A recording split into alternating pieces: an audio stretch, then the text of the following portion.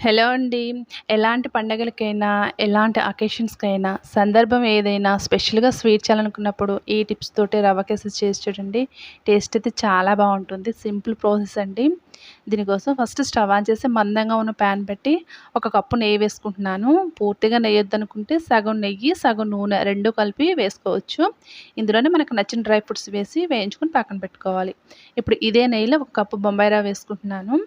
బొంబాయి రవ్వ వేసిన తర్వాత మంటను లో ఫ్లేమ్‌లోనే పెట్టి నిదానంగా వేయించుకోవాలి. రవ్వ కొంచెం వేగిన తర్వాత ఇందులోకి ఒక స్పూను శనగపిండి వేసుకుంటున్నానండి. శనగపిండి వేసుకోవడం వల్ల టెక్స్చరు, ఫ్లేవర్ చాలా బావుంటుంది. ఇందులో శనగపిండి వేసినప్పుడు కొంచెం ఉండల్లాగా ఫామ్ అవుతుందండి. ఉండలు లేకుండా స్మూత్‌గా కలుపుకోవాలి రవ్వలో కలిసేలాగా.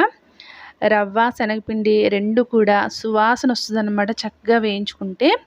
ఇలా వేగిన తర్వాత ఇందులోకి ఒక 3 కప్పులు నీళ్లు పోసుకుంటున్నానండి నేను, వేడి నీళ్ళు.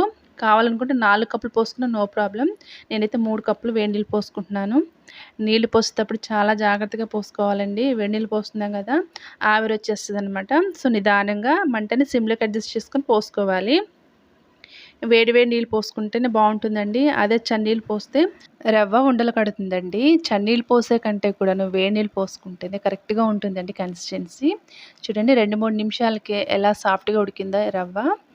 ఇలాగా కలుపుకుంటూ ఉంటే కన్సిస్టెన్సీ గట్టిపడుతుందనమాట. ఈ మాత్రం గట్టిపడిన తర్వాత ఇందులోకి పంచదార వేసుకుంటున్నాను. పంచదార కూడా ఎలా వేసుకోవాలంటే బాగా స్వీట్ కావాలనుకునే వాళ్ళు 1 కప్పు పంచదార వేసుకుంటే సరిపోతుందండి. కొంచెం తక్కువగా తినేవాళ్ళైతే ఒక కప్పు పంచదార వేసుకుంటే సరిపోతుంది. నేనైతే ఒక కప్పు వేసుకుంటున్నాను. పంచదార వేసిన తర్వాత ఇలా కలుపుతూ ఉంటుంటేనే జారుగా అయిపోతుందండి పంచదార అంతా కూడా కరిగిపోయి. చూడండి ఎంత సాఫ్ట్‌గా అయిందో. ఇప్పుడు ఇందులోకి ఫ్లేవర్ కోసం కొంచెం ఇలాచి పొడి వేసుకుంటున్నాను. ఒకవేళ మీరు ప్రసాదం కోసం చేస్తున్నట్టయితే కొంచెం పచ్చికర్పూరం వేసుకుంటే ఫ్లేవర్ బావుంటుందండి. ఇక్కడ నేనైతే ఎలాంటి ఫుడ్ కలర్స్ అయితే యూజ్ చేయట్లేదు. జస్ట్ పించ్ ఆఫ్ పసుపు వేసుకుంటున్నానండి. జస్ట్ చిటికెడనమాట పసుపు వేసిన తర్వాత మిక్స్ చేసుకుంటున్నాను. చూడండి చిన్న ముక్క అనమాట పచ్చికర్పూరం ఇలాగా పిండి చేసుకొని వేసుకోవాలండి. మామూలుగా ఏసుకుంటే కరగదనమాట.